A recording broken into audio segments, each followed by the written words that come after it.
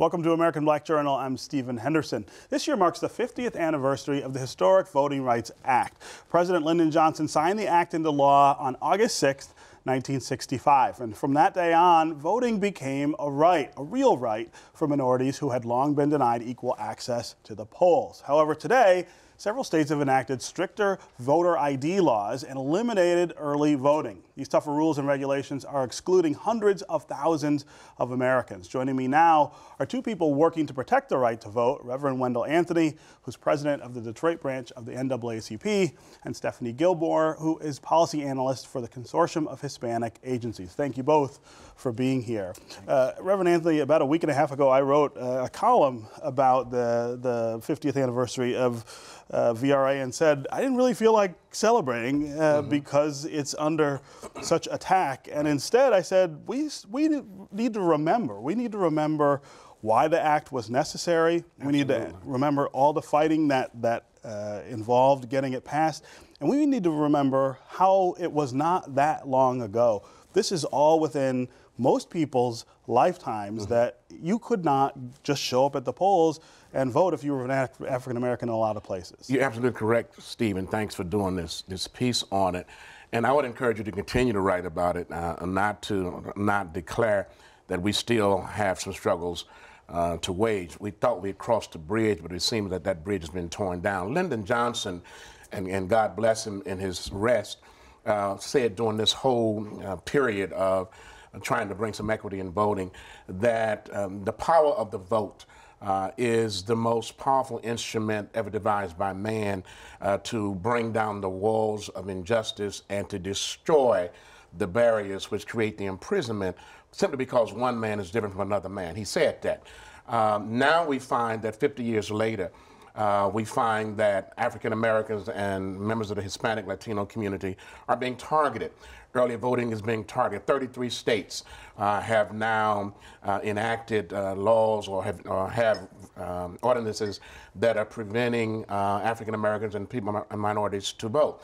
The Brennan Institute out of New York University indicated that of the 12 states where Hispanics have increased their voting capacity, 9 have devised laws. Of the 11 where African Americans are increasing their voting, that 7 have increased the laws to prevent them.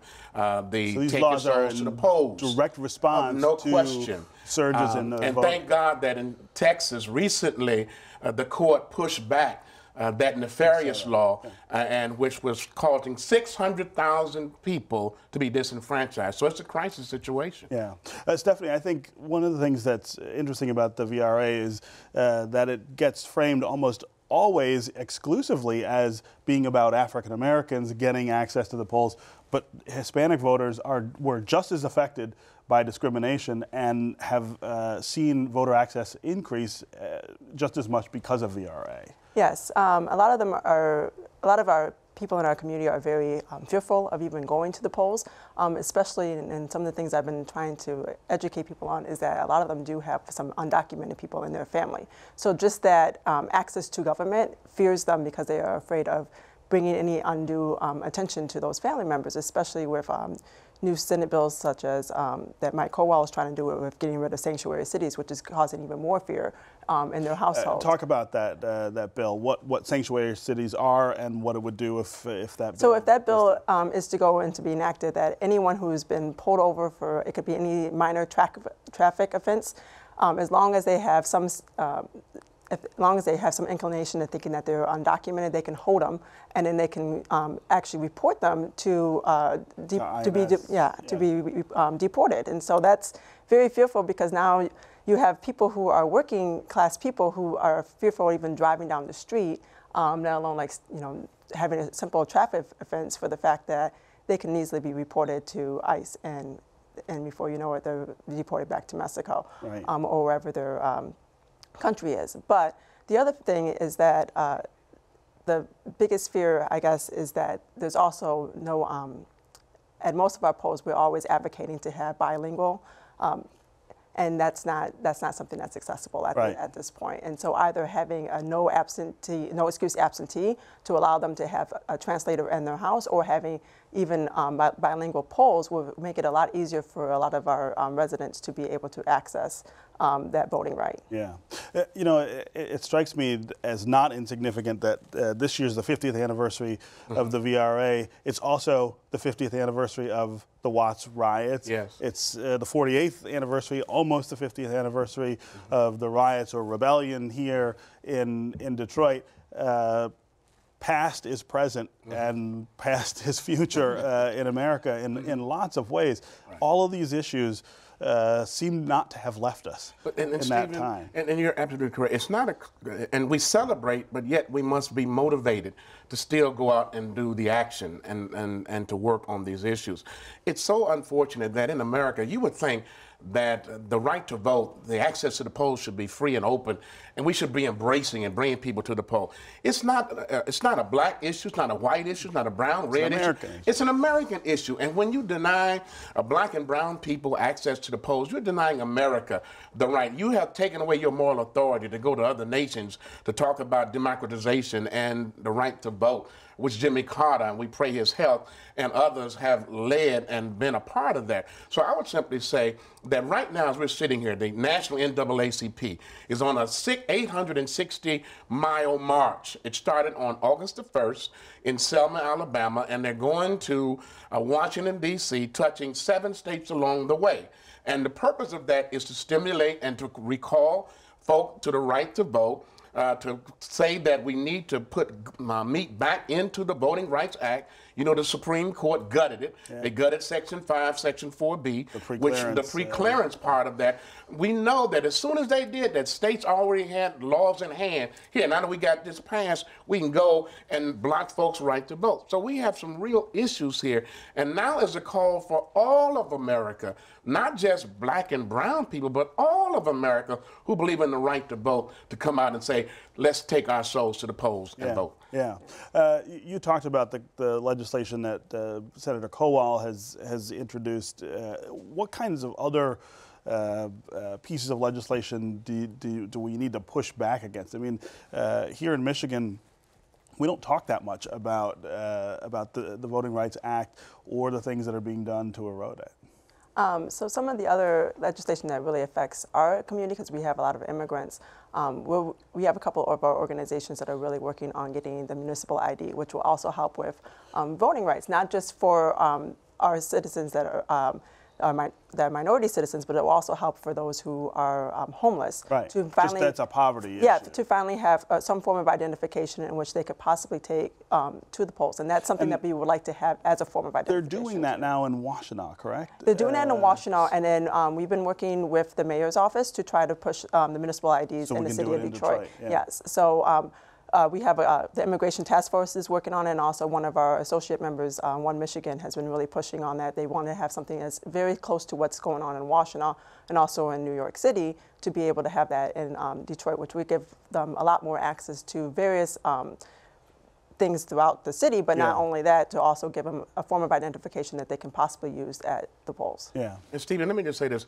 We have, in the NAACP, we have never been against identification at the polls.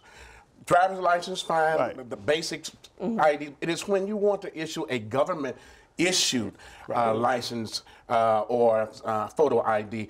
Photo ID laws are really resolutions in search of a problem. Yeah. The problem does not exist. Right. And in Texas, as an example, you can use your gun certificate, your gun registration, but not a student but you can't ID. Use your student ID. Come on, this is America. Yeah. So obviously something is wrong with this, and so we're simply saying we should be able to register and vote on the same day. Right. We should be able to have early voting. We should not penalize people who've been overseas fighting in Iraq or Afghanistan who came back home and were not able to vote or register to deny those very people who are protecting us and our right from the same basic right that they're over there protecting. Yeah. And I'm simply saying we can do better than this. And I think that the push for us is to make sure that we preserve what we have gotten, because it ain't over. Right. 50 years we've struggled. We're still we got arguing 50 about this. years in front of us, and it should not be this way.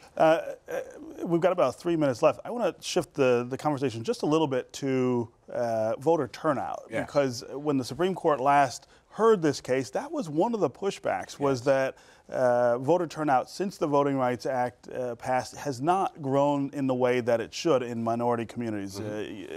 We can look at Detroit, not enough people turn out to vote, or any place really in America. What are the things that we need to be doing to build on that? And it's not that we haven't. I mean, of course, the NAACP in particular has registered millions of people to vote. But what are the things we need to do to make sure, because that's ultimately how you change policy, is getting people to vote and elect different people. No question about it.